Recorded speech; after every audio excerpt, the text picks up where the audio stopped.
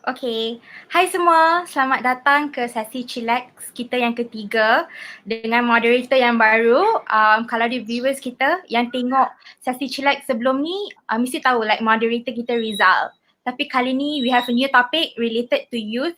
So moderator pun kita bagi barulah and also align with Impak Malaysia commitment to gender equality. So hi, my name is Hanis. I'm the Communications Associate at Impak Malaysia. So apa tu Impak Malaysia?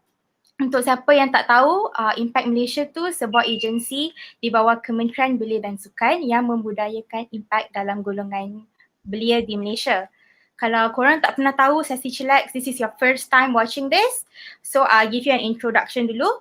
Impact Takeover ni objektif dia kita nak membudayakan impak dalam program-program anak muda.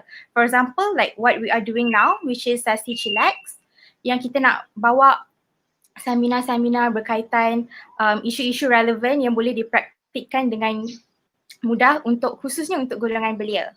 So topik kali ni tentang belia mengatasi impak ekonomi COVID-19. So I know sejak ada PKP dan pandemik COVID-19 ni, ekonomi bukan saja sukar buat businesses, but it's hard for belia as well. Kita ada belia yang baru graduate, yang patutnya memasuki alam pekerjaan tahun ni, but suddenly there's COVID-19. Companies are not hiring, so belia, most of us rasa resah dengan status kewangan and what is in for us financially after PKP ni. So oleh tu kita nak sembang lebih sikit lah dengan kita punya Nirmala Supramaniam yang merupakan penasihat kewangan dengan 10 tahun pengalaman dalam sektor tersebut.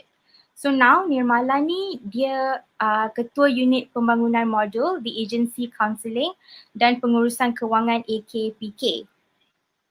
So dengan pengalaman beliau yang lama tu, Nirmala dah expert bagi financial advice to students, organizations and a lot of corporate bodies. But last and not least, kita ada Fuad Alhabshi. Is a pengurus dana di Opus Asset Management. And beliau mempunyai pengalaman selama 12 tahun dalam industri kewangan. So any of you kalau nak tanya any tips, any advice, ada soalan, they are like the best person to ask lah. Okay, any panel kita nak cakap hi, say hi to our viewers.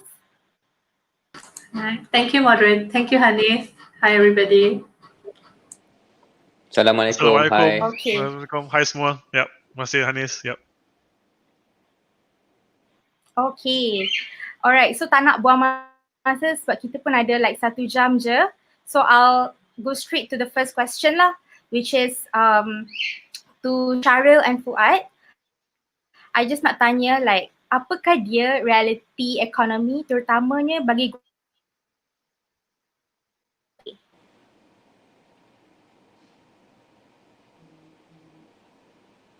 Sorry, line tak berapa clear tadi. Shahril? Okay. The question is, apakah dia realiti? Not very clear. Yeah.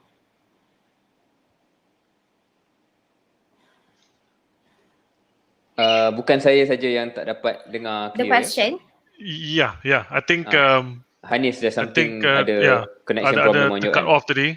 You can see the question dekat bawah tu. Like apakah realiti Okay. ekonomi? Sure. Jadi soalan apakah realiti ekonomi COVID-19 bagi golongan belia?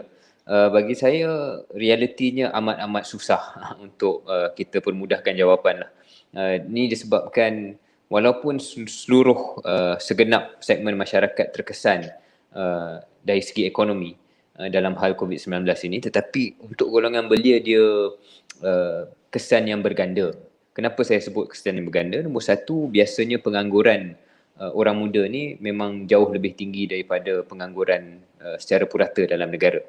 So dalam negara kita pengangguran sebelum COVID-19 ni dalam 3-4%, tetapi pengangguran anak muda sentiasa double digit, maknanya dalam belasan peratus. Sekarang ni boleh bayangkanlah kalau pengangguran satu negara pun dianggap ataupun diandaikan akan menjadi sekurang-kurangnya 10%, maka you can imagine untuk orang muda dia lebih tinggi. Dan kena bayangkan juga bagi belia yang contohnya baru habis ataupun tamat pengajian mereka, masuk ke pasaran kerja, tiba-tiba mereka terpaksa bersaing dengan mereka yang mungkin berumur 2, 3, 4, 5 tahun lebih tua daripada mereka, lebih dewasa daripada mereka, ada pengalaman. Jadi saya boleh bayangkan pengangguran yang amat dahsyat mungkin akan berlaku di kalangan mereka yang baru tamat pengajian. So those are one or two examples tentang betapa bergandanya kesan ekonomi kepada orang muda. Belum lagi berfikir tentang mereka yang baru nak mulakan keluarga, baru beli kenderaan pertama, baru beli rumah yang pertama, baru nak bertapak dalam alam pekerjaan dan alam dewasa.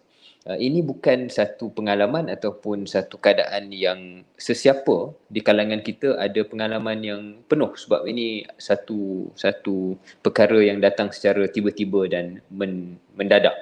Ini menyebabkan saya fikir orang muda nombor satu perlu ada pengurusan kewangan yang cukup rapi, yang mungkin Puan Nirmala boleh share sikit tips lepas ni.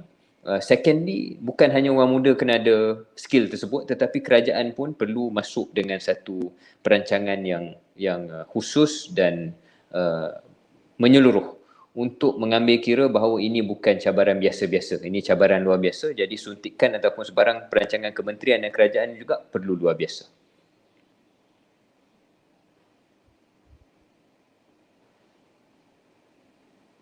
So thank you Shahril for your point tadi. Like you mentioned, like kerajaan perlu ada another perancangan untuk Belia, especially in terms of economy. So dari Fuad pula, you ada years of experience kerja dalam corporate. So what's your take on this? First of all, just nak katakan that I setuju dengan analisis Encik Shahril. The keywords memang cabaran. What did you say again, Shahril? Cabaran luar biasa. Cabaran berganda. Luar biasa. Basically, double. Itulah memang key phrase dia, okay? So the thing is, kini adalah masa yang betul-betul tak tertentu, right? Even if we rujuk balik kepada krisis-krisis yang dulu, Malaysia tak pernah terlibat dalam krisis global yang disebabkan oleh pandemik. If we think of the last one, Spanish flu, that was roughly 100 tahun yang lepas, kan? And then at that time, Malaysia pun belum masuk zaman moden lagi, kan? Jadi this is the first time bagi kita semua. So cabaran luar biasa is the exact correct phrase. And if you ask me, nasib baik tau, that we are facing this today rather than we are facing this katakan 50 tahun yang lepas or anything like that. Sebab dulu antibiotik pun belum tak ada lagi, kan? How would the healthcare system be able to face this? So in a way, it's better that we're facing it now. Ada technology, we have a means of having some kind of alternative lah, kan? And I mean, let's look at it this way. The probability, kemungkinan besar ekonomi tempatan akan merosot, right? US, China sudah melaporkan GDP negatif. In other words, you could say the ekonomi mereka sudah mula merosot. We can see it in the figures. Ini akibat tutupan bisnes yang bukan mustahak, right? Gaji tak boleh dibayar, belanja pun turun. Then, belanja itu actually is hasil kepada syarikat. Jadi, kesannya berputar balik lah, kan? If syarikat are not earning, then status pekerjaan pun terjejas lah, kan? So, this is what we call a downward spiral. So it's a good thing that ada package rancangan, right, that was yang telah dilaksanakan secara segera, I would say very fast compared to a lot of the other packages yang dulu. What comes to mind was 2008 2009 selepas global financial crisis, kan? So the speed is good, and I think ini akan tolongkan kita elakkan kelembapan aktiviti yang terlalu panjang. Right, so it will help us get through the trough.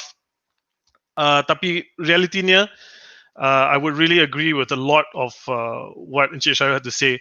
Pada golongan belia, I think they're going to be hit a bit harder because they're just starting to get on the feet. So realitinya, bagi saya, belia harus bersifat flexible. When we are assessing ourselves, bila menilaikan situasi peribadi, situasi kerja, situasi kerja, kan? Kita harus beri tumpuan kepada menaik tarafkan kebolehan diri sendiri. Harus lebih kreatif bila cuba mengatasi masalah, For example, things like kemahiran teknologi or internet sangat penting. Some basic skills that even if you are new, if you are graduan baru, you need to learn how to communicate online. Software conferencing like Zoom and all of that is going to be a very useful skill. Dalam syarikat ada banyak ramai pekerja yang tak tahu these kind of skills tau. So when you go in and as a young person you can learn these skills faster, you can be an asset to these people. Media social, ramai yang tak tahu media social, especially di kalangan 40 and above kan. And then nowadays because we're online, like I said, it's a good thing we're internet age sebab ada banyak sumber-sumber nak belajar, nak dapatkan skill baru. Seperti YouTube, Khan Academy, all these kinds of things. And the reality is being online adalah cara utama untuk urus negara niaga sekarang, right? It's the main way of doing business. So, also having knowledge about personal finances, and this is where, nasib baik Puan Nirmala hadir pada sesi ini kan, sebab dia yang pakar, so I just burak-burak je.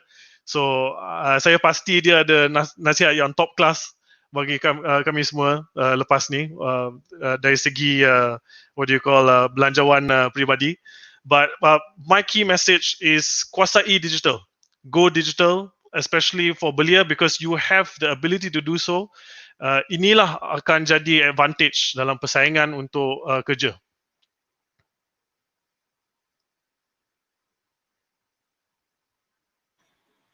Thank you for your points. Yeah, I agree that now it's really a time untuk organizations and schools and universities and all that to go digital. So as you mentioned, like Belia, we are very digital tech savvy. So which brings me to the second question actually, because now Shahril and Fuad mentioned that businesses are struggling. So we can see online, on social media, there's a lot of sales, anything to drive profit. And now like youth, we are staying at home, there's not much to do and kita tak boleh keluar. So kita banyak gunakan masa untuk shopping. So untuk tanya Nirmala, pakar kewangan kita ni, ada tak tips-tips untuk berbelanja pada tempoh PKP? Okay, hi, thanks Hanis, thanks Shahril, thanks Fuad for untuk menekankan topik pengurusan kewangan. Because I think no matter what lah, apa yang kita mengharungi, word cabaran banyak digunakan sekarang. It is a challenge, tapi apa yang kita nak tekankan, every challenge creates a new opportunity. Setiap cabaran akan membuka opportunity yang baru. Macam we always do interview live di the studio, tapi we are finding different ways. So this is all macam boleh dikatakan inovasi-inovasi baru ya. So in a way, saya setuju Shahril cakap, Fuad cakap, kita akan tekankan lebih pada cara baru, luar biasa. Perlukan rancangan-rancangan yang luar biasa. So untuk menggunakan rancangan-rancangan yang luar biasa, kita pun kena jadikan diri kita ni luar biasa sekarang. So we have to equip ourselves, saya setuju, we have to learn. And as for APPK, I just share a little bit tips ya. Nak share slide jap.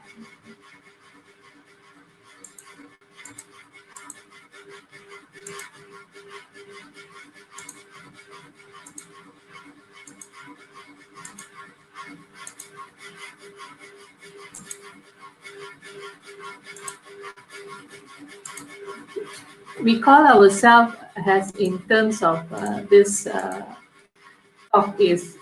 We also have this thing called yang kita nak cakap, jom kita mengharungi cabaran ni. Macam mana kita nak mengharungi cabaran, terutama sekali daripada segi cabaran kewangan. Ya, macam mana kita nak harungi cabaran kewangan.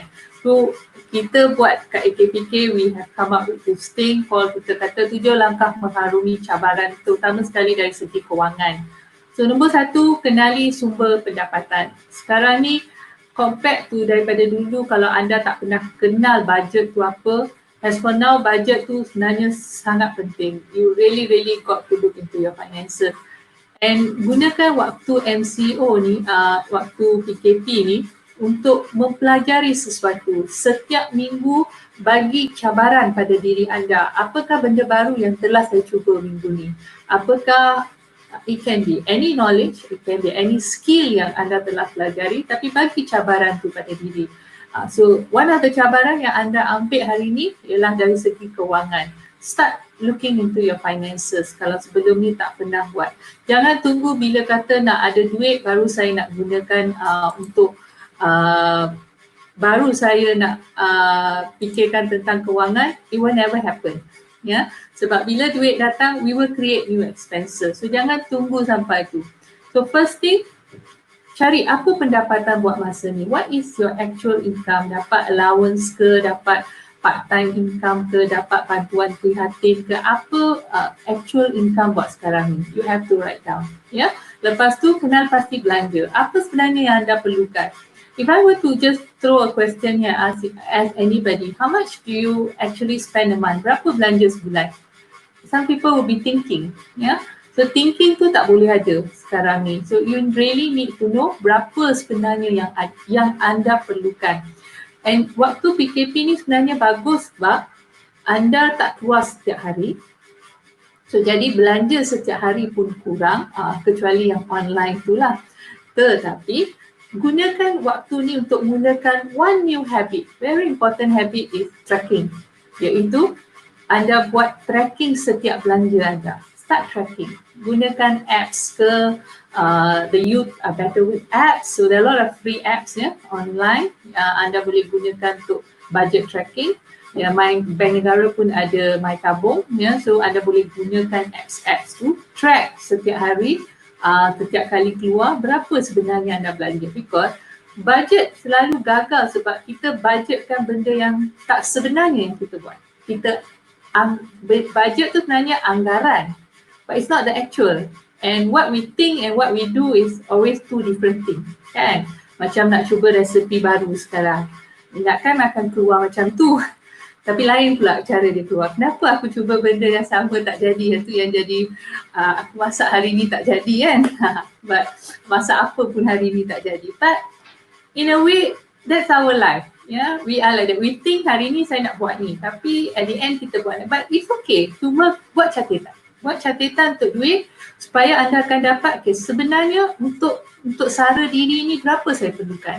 Barulah duit bantuan ke, nak ambil moratorium bagi yang dah ada pinjaman ya, yang nak yang ada moratorium sekarang, so yang tak payah bayar pinjaman. Apa you nak guna dengan duit bayaran ansuran pinjaman tu? So nak gunakan untuk apa? So you need to have it well sebab pinjaman ni masih kena dibayar nanti. It's not a free period. So lepas ni masih kena bayar. So think about what you going to do with the money. Ya, actually adakah nak settle pinjaman yang lebih tinggi kadar bunga dia atau kadar profit dia. So you have to go back to basic. Basic is calculating. Ya, so tip dia, you have to, the moment you start writing, you really know, oh ini yang saya perlukan. By our own self kita akan sedar diri. We will start to realise, okay sebenarnya I can reduce here lah mungkin. Kalau nak buat online selling, it's a good time. Ya. At the same time you will purchase also. Okay, cuma bila nak purchase pun, buat masa ni tangguhkan belanja-belanja yang besar.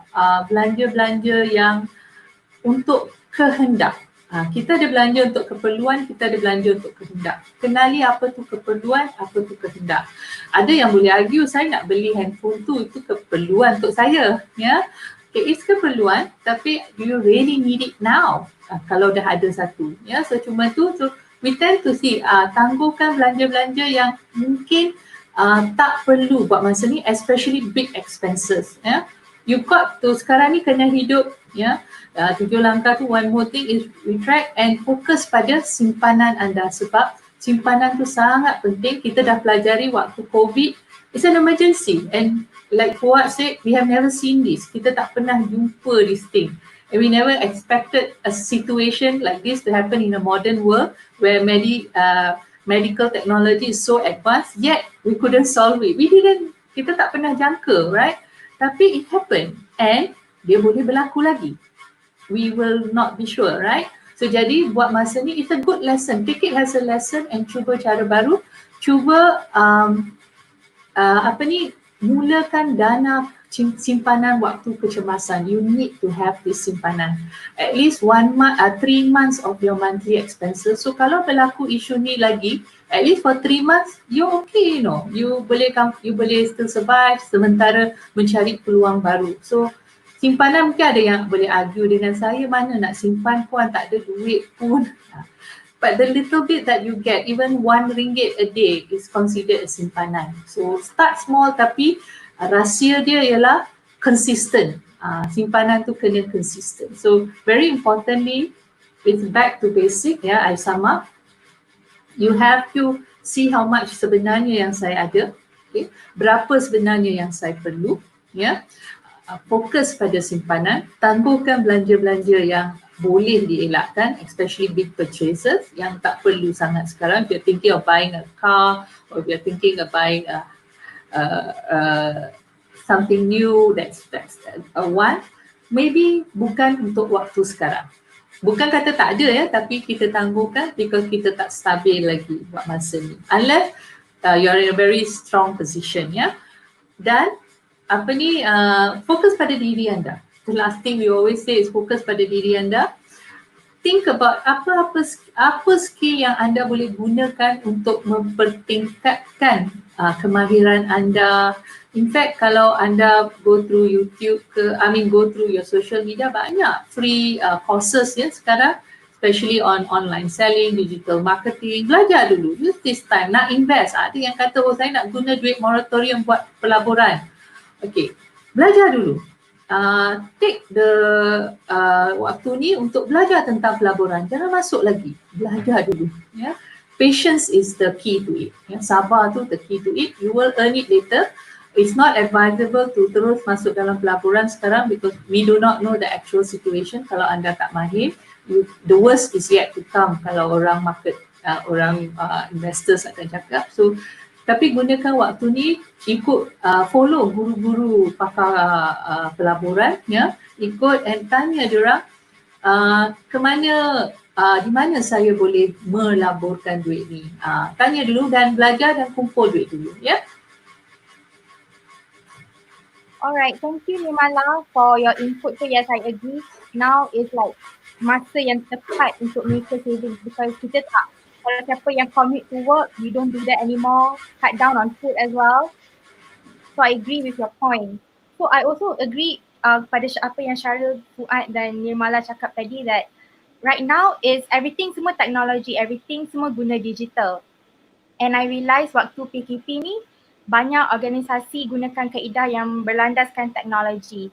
Sebab kita tak ada face to face interaction tu lagi. So kita dapat lihat companies keluarkan free online courses, free activities yang diorang boleh buat dengan their customers just to get that human touch. So I rasa benefit PKP ni after this whole thing ended is banyak organisasi dari pelbagai sektor sedar that in order to go forward is e-learning, anything related to technology is the way to go. So soalan seterusnya saya nak tahu like apakah sektor-sektor baru yang kita harus berani mencuba? So maybe Fuad, you nak jawab dulu? Okay, soalan yang what do you call, quite thought-invoking and interesting. Sektor baru yang kita harus berani mencuba, Okay. Sebenarnya saya tak berapa kenal atau pandai pasal sektor-sektor baru. Itulah sebabnya saya jadi pengurus dana. Saya tak berani jadi usahawan. Tolong orang lain je. Buat sendiri tak boleh. Tapi saya memang percaya pada number one, in anything that you do, in any life that you lead, whether you duduk di Lembah Kelangka, you duduk kat Johor ke apa, number one, mengenal pasti masalah, right? Try to identify a problem, walaupun kecil ataupun besar. Katakan kat ladang pun ada masalah, kat bandar pun ada masalah. Some small things. How do we clean streets without using a physical person because we're worried about them getting COVID? That's a problem, kan? Then number two, carilah cara untuk mengatasinya. Right? Of course, the street cleaner thing is a very difficult problem. But maybe, at the ladang there is a better solution. Instead of sending people out there, maybe use Google Maps, and then use the weather patterns or from a free website to help you plan or help your family or your employer plan how you're going to do the crop planting. Just contohnya lah kan. Maybe let me share a personal point of view about this, okay? Latar belakang saya dari bidang jutera, elektronik. So my studies was actually electronic engineering. So walaupun saya sudah masuk kerja dalam bidang yang lain, kemahiran saya, my all skills, coding, programming masih ada guna walaupun dalam bidang pelaburan. I give you an example. So coding is one of those things where bagi saya, you don't need to learn from university. Tak payah masuk university. Secara sendiri pun boleh belajar. Sampai sekarang pun, walaupun I pergi universiti 5 tahun, I masih kena rujuk kat Google. How to do this code? What's that code? Back again. And simple things that we solved, because of my background in coding. Just imagine, all these things, these tasks that are very leceh. Stuff like when we have to report to people and then we have to manually write down kalau overperformance ke underperformance. Kalau portfolio mengatasi benchmark, then you say outperform. Kalau dia, gagal nak buat begitu, then you say underperform. So actually you can write a code that takes the data and tells you, okay, this one outperform, this one underperform. It's as if kerja monyet lah kan, but actually these are small problems that exist in all kinds of industry pelbagai pun ada masalah yang sama macam ni. So if you can be able to solve those problems, I believe you can become a business person, or you can, bergabung together with somebody yang pandai buat business, and you can come up with some kind of product. That is in effect what companies like Grab did, right? That's essentially this business model where there was ada masalah yang pre-existing. Taxi susah nak dapat and all that. So then they use technology to solve the problem. This is maybe my advice. This is so unfortunately I didn't answer the question. Tak ada sektor yang spesifik yang harus mencuba. Tapi saya rasa kerana berani mencuba no matter what.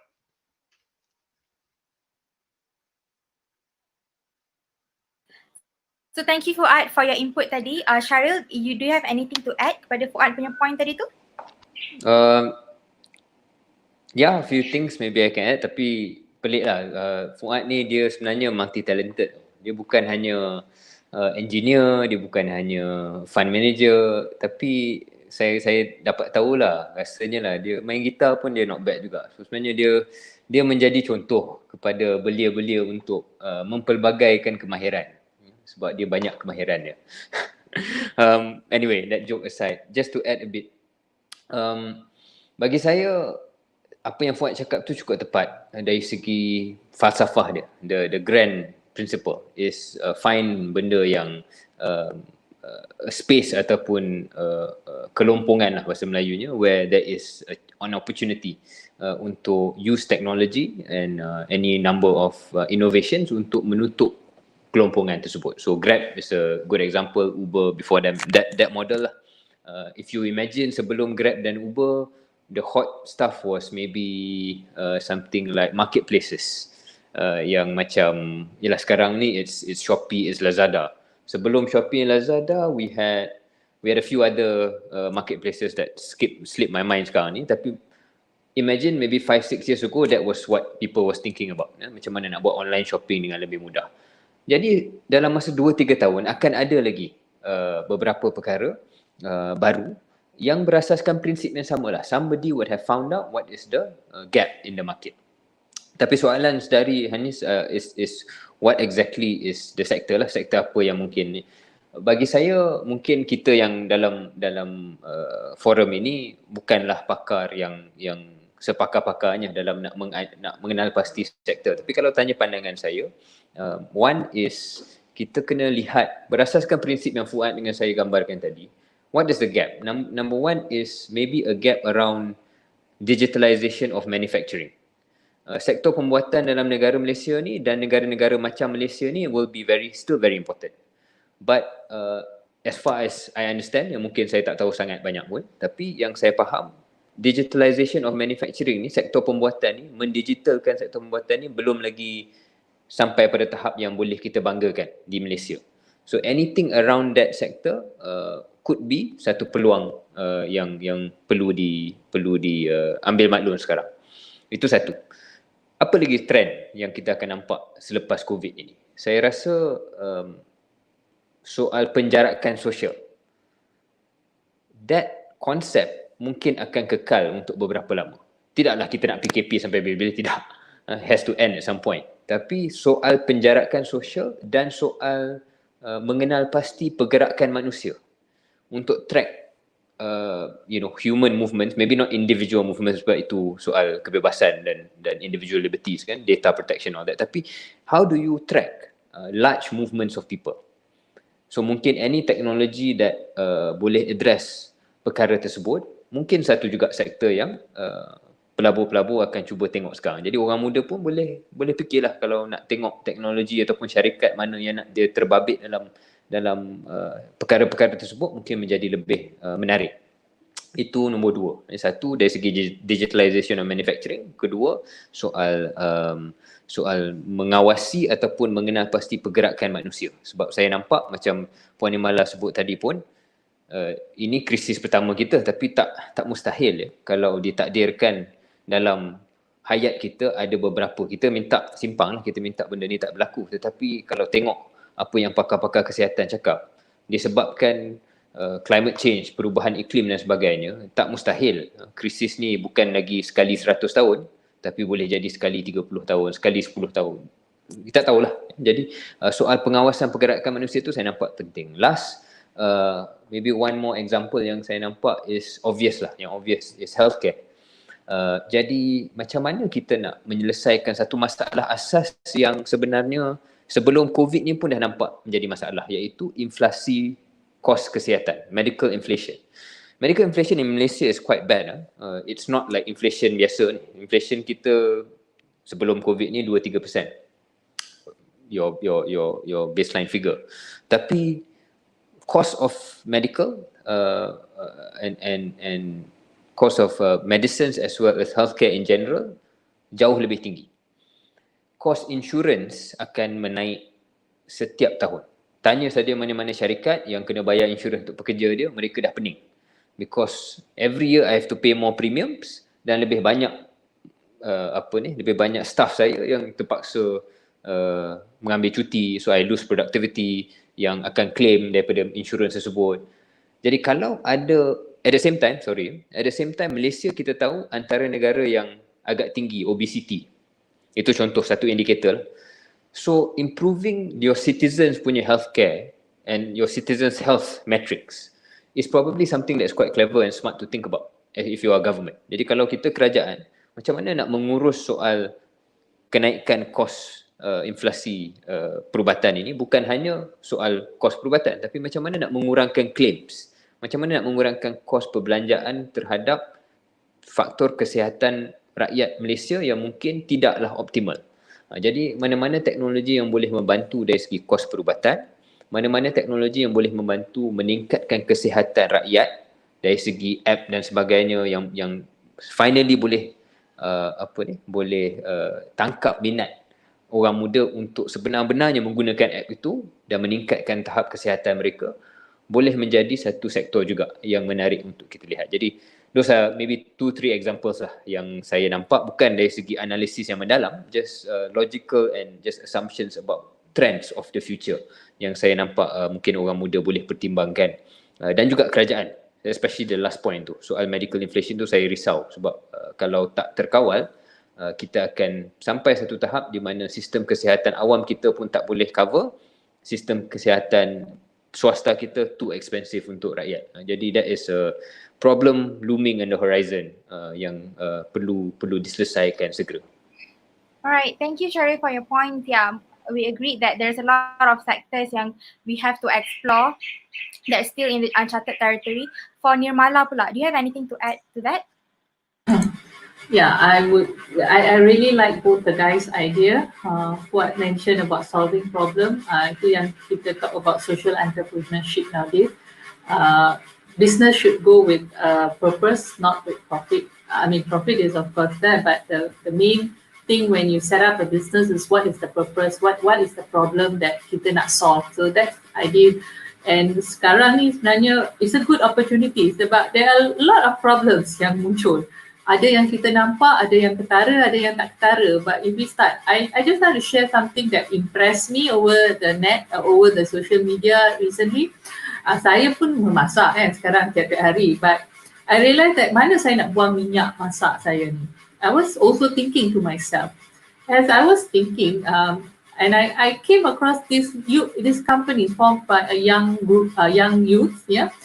They started this apps di mana dia orang akan collect minyak masak daripada rumah, yeah, and they send to the company to recycle, to reproduce into something else. So I think that's a problem, a very small problem di kalangan household, tapi anda dapat selesaikan beberapa masalah kat sini, mainly environment, ya, alam sekitar, also masalah pembuangan, income, you created an income for you. So youth sekarang boleh berfikir ke arah job creators rather than job seekers. So you move towards creating all these issues, ya. So that's something yang caught me. And dekat AKPK kami juga ada buat projek social entrepreneurship. Kita buat projek social entrepreneurship di kalangan pelajar universiti setiap tahun. And last year I came across a very nice project di mana pelajar ni dari UUM, ya. So mereka ni di sana ramai peniaga-peniaga kecilan dari rumah dan sebagainya, dan mereka tak mahir dari segi digital platform. So these students created a platform for them so that teach them how to market their product, memasarkan produk mereka online, and so they earn a little bit commission by teaching them and also getting their product all over. Yeah, so ini something simple within their own community. Kita mula daripada community kita dulu. Fikir, lihat di sekeliling community kita apa yang boleh saya bantu, dan bantuan tu mungkin boleh kemudiannya menjana pendapatan pada kita. Yeah, so it's about purpose. Yeah, that's one thing. The other sector, I agree, healthcare is critical and it's expensive. Yeah, so we need to look at the ways macam mana kita nak membantu mengurangkan, maybe more towards healthy lifestyle, healthy living, yeah, to prevention selalunya is better. Prevention is also a kind of sector you can enter. Macam kita pun sekarang ni preventing financial problems, yeah. So jadi it's also a sector that you can think of. The other thing very close sekarang ni sebenarnya anda kena tengok pada asas, basic necessities. We are back to basic, you know. Makanan, tempat tinggal, pengangkutan, healthcare, pendidikan. It's all essential basics, ya. So mungkin makanan, this is something that kita boleh fokus, food security, ya. So dari segi makanan kita mungkin boleh tengok cara penanaman atau kita try to come up with food products that you can plant in a small area.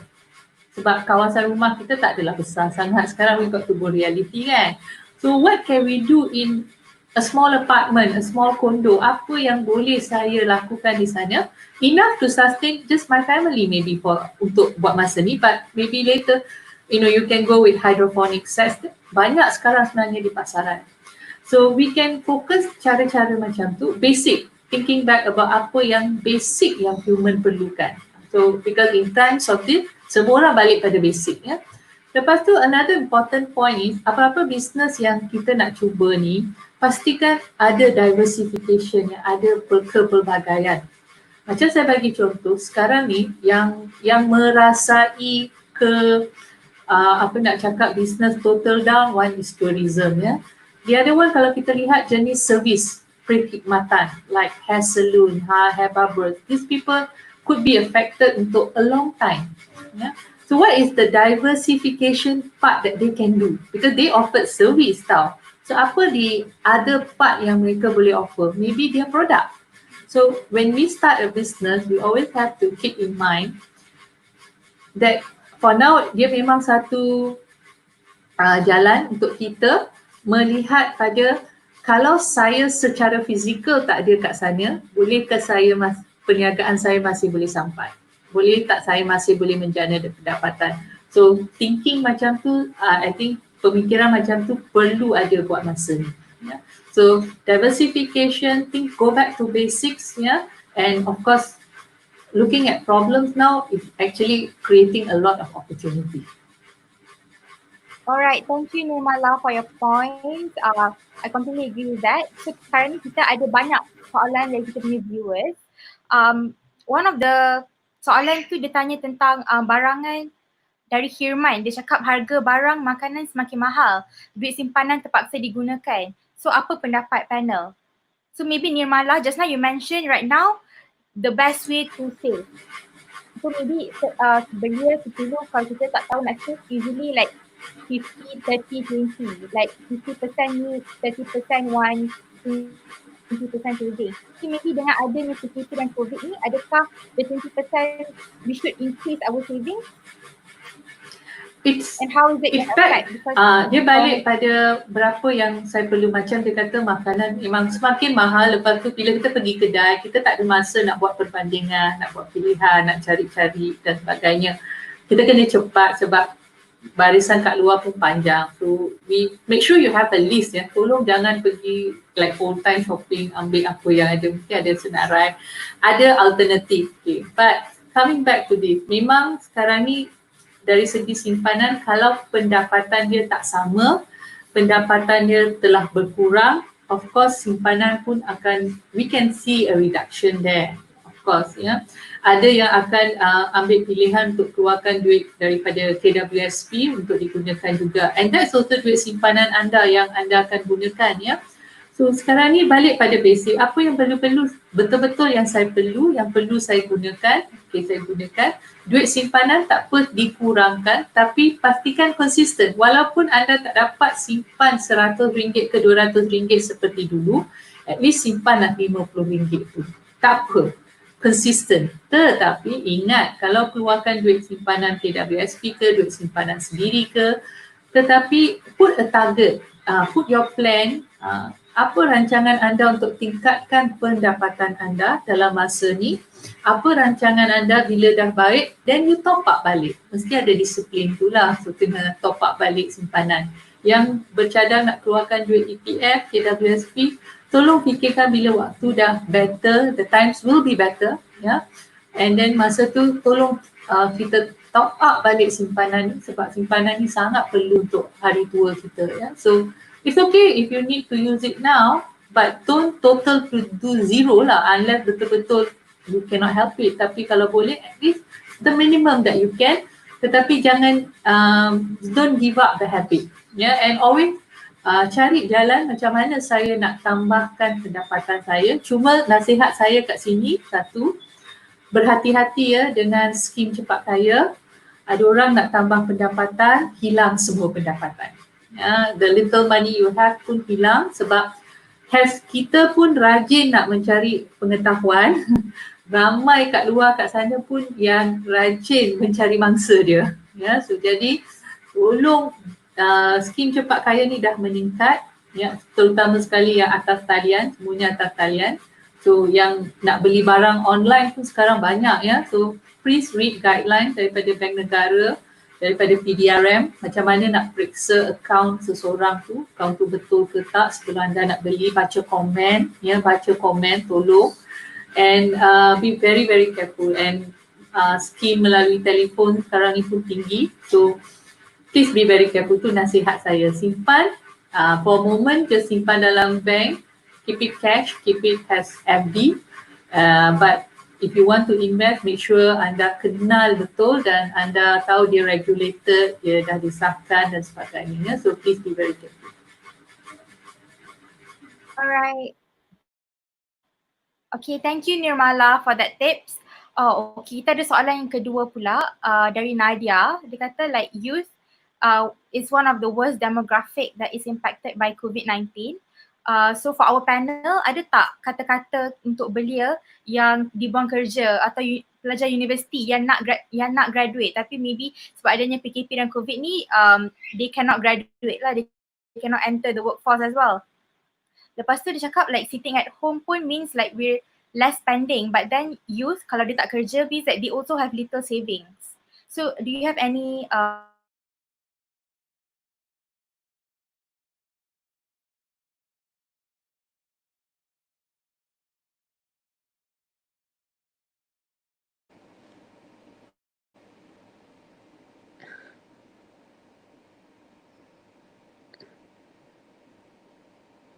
Mute, is muted. Maaf ya kawan-kawan, dalam muted. Okay, so saya rasa kita dah tercicir Hanis kejap tadi, tapi saya rasa dia punya soalan sama juga. Apa yang kita nak cakap dengan anak muda yang rasa macam resah dan gelisah pada masa ni? Saya rasa pasal Nirmala dah jawab tadi kan, Fuad dengan Shahril ada apa-apa nasihatnya? You want to go first, Fuad? Okay, boleh. So I think, my answer to this question ada kena mengena with the things I was talking about just now when, soalan yang tadi pasal sektor baru yang harus berani mencuba, right? So I guess this is roughly in the same vein. But perhaps if I can offer some advice, pada masa yang ada cabaran, masih ada peluang. So contohnya, I see Post Laju is trying to hire more people sebab diorang akan tukarkan diorang punya servis. Dia lebih kepada pick up dan drop off, right? So diorang perlukan rider, diorang perlukan driver, diorang perlukan admin. So mungkin ada sektor-sektor yang memerlukan lebih pekerja. So you pun kena rajin cari these things first. One way is to get your foot through the door, enter into the industry, make sure you ada duit untuk hidup lah kan. So at least you boleh bersara hidup. That you have that basic necessity settled. And then at that same time, bukan ingat kerja je, just kerja dan balik tidur.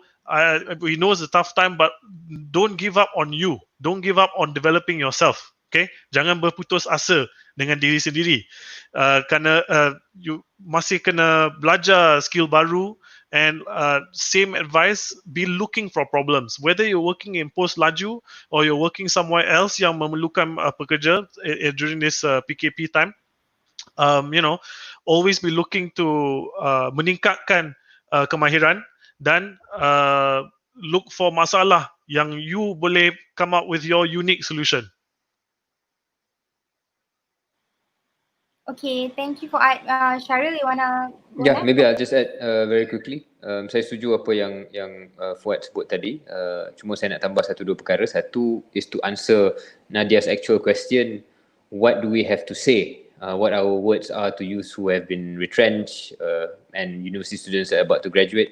Saya ingat kita dah menggambarkan perasaan simpati kita pada awal-awal sesi ni, di mana saya rasa Fuad, Nirmala and myself, we feel that memang apa yang saudara-saudari akan lalui sekarang ni memang mencabar lah, dan we feel very sorry for that challenge yang orang muda terpaksa lalui. As Nadia said, you will be the worst demographic affected economically. But at the same time, ini bukan masa untuk kita sulk, bukan masa untuk kita berasa simpati terhadap diri sendiri.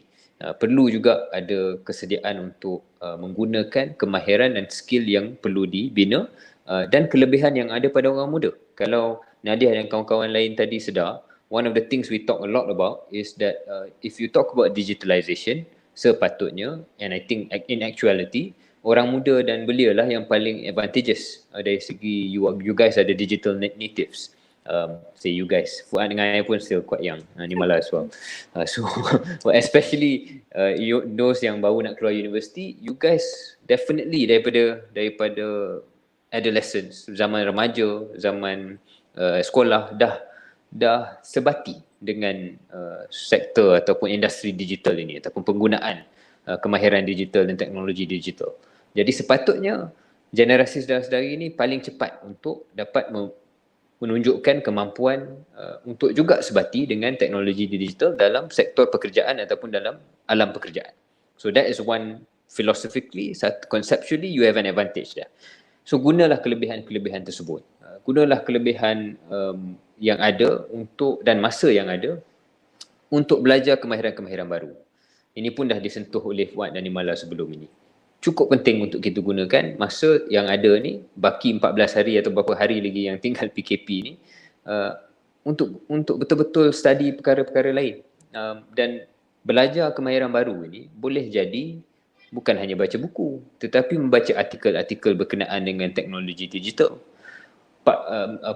Belajar skill baru ni boleh jadi belajar macam mana saya nak gunakan Microsoft Word, Microsoft Excel, Microsoft PowerPoint dengan cara yang lebih sesuai dan lebih sedia untuk alam pekerjaan. I bet you guys, most people who leave university, sama ada you belajar sini ataupun you belajar overseas, your Microsoft Excel skills are probably not very good. Sorry to say, because I've seen it, dan saya sendiri bila keluar universiti bukannya bagus sangat pun. Yang kita tahu Microsoft Word tu kita tahu yang basic je. Kita nak suruh buat heading, nak suruh buat page breaks pun belum tentu orang muda tahu. So even basic stuff like Microsoft Office, if you spend 2 to 3 days just really learning the basics, you would probably be very good at Microsoft Word very quickly. If you spend 2 minggu belajar Microsoft Excel, then you can start doing modeling of your own, basic modeling of your own. If you at least know what the formulas is, you boleh buat VLOOKUP, you boleh pandai nak buat pivot table. So benda-benda asas itu, inilah yang diperlukan besok. Microsoft PowerPoint. Saya pernah tengok presentation pelajar-pelajar universiti, minta maaf cakap, the slides are not pretty. Use this time to pretty up your slides. Tahu macam mana nak skill nak buat PowerPoint yang cantik, sebab kalau you nak jadi usahawan, nak minta pinjaman daripada kerajaan, nak minta grant daripada kerajaan pun, you kena buat PowerPoint juga. So, skill-skill asas ini contoh-contoh lah yang boleh saya bagi nasihat di samping kita rasa simpati. Bukannya saya nak talk down on young people, tidak. Memang you guys will be going through a challenge that even I didn't have to go through.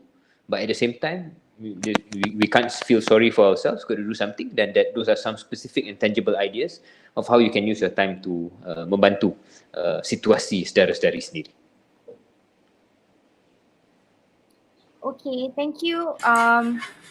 Sorry for that. Nirmala, do you have anything to say? One more here. The other Yeah, skill that we should look at is also language. It's a very important skill, communication. So kalau yang dah pakar BM ini, maybe you can look for another language. Mungkin anda boleh gunakan waktu ni untuk belajar satu lagi bahasa yang in workforce, language is always an added advantage. Yeah? It's always an added advantage. It will not be a disadvantage. So, kalau anda minat industri mechanical engineering, maybe German would be good to just pick up a bit. I'm just throwing ideas, but anything can be learned online now. So, like just to add on to Shahril, language is another important skill. Very important, sebab kadang-kadang orang gagal interview is because of language. Yeah, so pick it up. You can learn a lot and practice that. Yeah, so that's one more thing.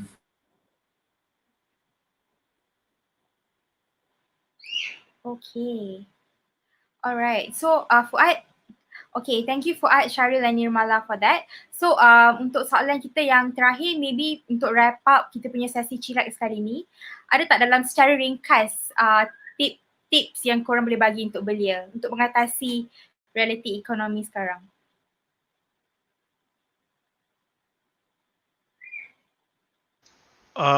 If it's okay, I'll go first. Boleh? Okay, thank you. Yeah. I think, during all the questions, kita dah beri banyak nasihat-nasihat macam, I rasa macam berbebil juga lah kan, like, hey, you have to work, you have to do this, you have to do that. But, let's be honest, all of us are human. My heart goes out to you guys. Bukan senang lah to face this kind of thing. I also know what it's like to be in a recession, not a pandemic. Masa saya graduate baru pada tahun 2008, masa itu ada krisis kewangan global masa saya di London. So saya juga faham keadaan yang sukar untuk dapatkan kerja. So during this time, jangan lupa jaga kesihatan. Very important, take care of yourself. Bukan setakat badan saja, tapi minda juga, right? And plus humans are social animals, patutnya kita bersosial lah kan. Tengok sembahyang tarawih pun tak boleh sekarang. Susah, berjemaah susah.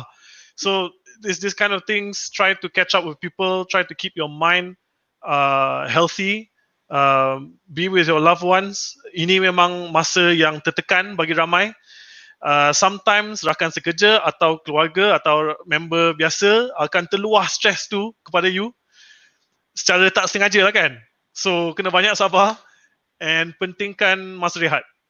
So bagi saya harapkan MCO PKP akan selesai secepat mungkin tanpa mudaratkan any more of whatever is the situation, tanpa merosokkan the situation further lah. So insyaAllah we will see better days, a better day will come, the sun will rise again insyaAllah.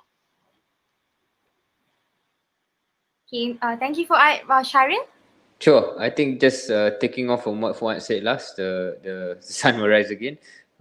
Kita orang muda dan belia perlulah mengambil pandangan perspektif yang optimis. Walaupun kita realistik dan praktikal tentang cabaran-cabaran yang bakal kita hadapi dan sedang kita hadapi, tetapi kalau semangat yang kita ada tu pudar, itulah sebenarnya masalah yang paling besar. All these challenges walaupun unprecedented, walaupun kita tak pernah melalui secara khusus pandemik ini ataupun krisis ekonomi disebabkan pandemik ini, tak pernah kita lalui dalam jangka hayat kita, tetapi perlu optimis lah bahawa belia dan negara boleh cari jalan keluar dan jalan yang mampu berjumpa dengan sinar di hujung terowong. Kalau kita hilang harapan dan optimisme tu, kita akan membawa macam-macam masalah lain, masalah minda, masalah sosial. Tapi selagi kita berpegang bahawa Tuhan tak akan uji negara ini dan dunia ini tanpa memberi peluang kepada kita sendiri. Mungkin ada hikmah-hikmahnya yang kita dah lalui pun dalam masa 2 bulan ini. Kita berpeganglah bahawa insyaAllah akan ada jalan keluar daripada krisis ini, dan antara alat-alat ataupun kaedah-kaedah untuk kita sendiri keluar daripada jalan krisis ni pun dah dibincangkan dalam forum ini. Tambah kemahiran bersama dengan keluarga, tingkatkan informasi, tingkatkan pengetahuan dalam hal-hal lain. Ini semua alatan-alatan yang bukan hanya untuk kita gunakan, kita buat sewaktu PKP ini, sewaktu kita rasa macam tak ada benda lain nak buat, tetapi ia juga sebenarnya senjata untuk kita bersedia keluar daripada terowong ini dalam masa yang terdekat insyaAllah.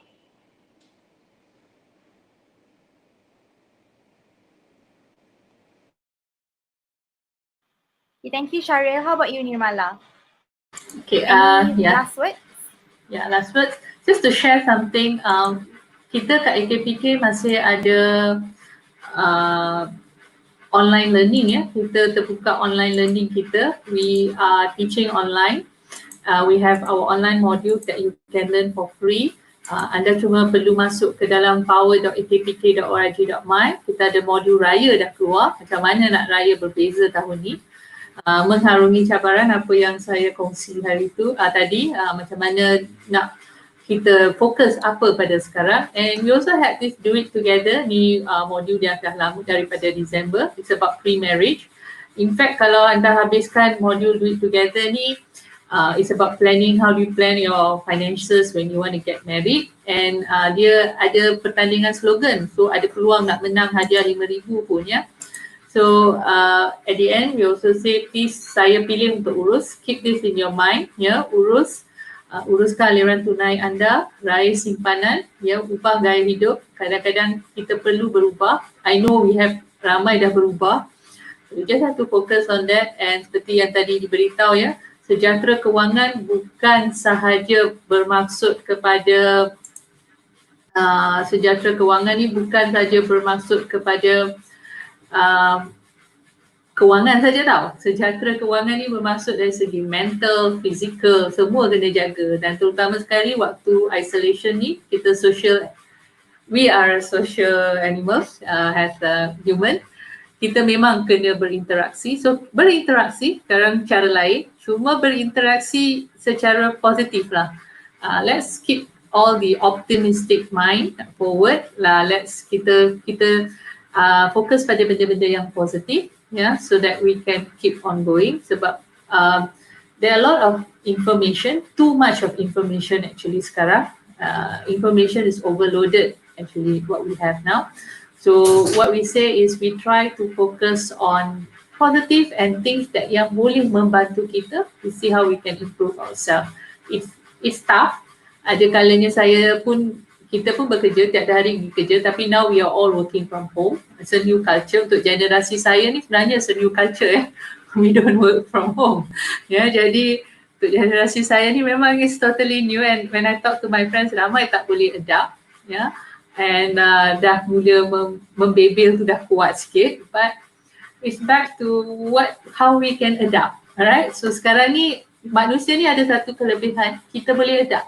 We can adapt. Though it takes time, we can adapt. So we try to move forward, tapi jangan lupa pada kesihatan diri, mental, duduk kat rumah, jauhi peti ais tu. Tentu bulan puasa is a good time, tapi lepas buka puasa jauhi peti ais juga. Yeah, keep your health in good shape. Yeah, we don't want isu-isu lain pula selepas ni. Yeah. So keep your health well, your mental, everything healthy. Yeah, focus on yourself. Do what's best for you. Thank you. Okay, thank you ahli panel kita, Shahril, Fuad, Nirmala. Korang punya answer memang best lah. So apa yang I boleh concludekan untuk sesi ni is, untuk Belia is upskill apa skill yang you ada sekarang. Macam apa yang Shahril cakap, if you pandai guna Microsoft Word, Excel, and all that, like start dari basic tu, like you know, go ahead, go further. And seperti apa yang Nirmala cakap, kita kena gunakan the disadvantage now to our own advantage. Like we are the digital natives. Kita dah biasa everything semua digital. So this is our opportunity to leverage our skill. And for university students to know that you are not your degree, like whatever it is, this is the time to take new courses, learn new things, explore. Seperti Nirmala cakap, maybe boleh cuba belajar bahasa baru, apa yang Shahril and Fuad also mentioned, apa-apa skill yang you ada, maybe you nampak gap, you can solve it from jadi job seeker, maybe after PKPN, you can jadi job creator pula. So I know you guys are very busy, Shahril and Fuad and Nirmala. For Fuad and Shahril, thank you for this. Selamat berbuka. And Nirmala, hope you have a pleasant evening and have a nice dinner. So hari ni tamatlah sesi Chillax kita untuk topik hari ni. So kalau sesiapa yang terlepas, kita punya sesi Chillax ni akan ada di kita punya FB di bahagian video. So anda boleh tengoklah dari awal. So thank you so much guys. Thank you viewers kerana menonton. So I hope I can see you guys again. Thank you. Bye. Thank you. Bye.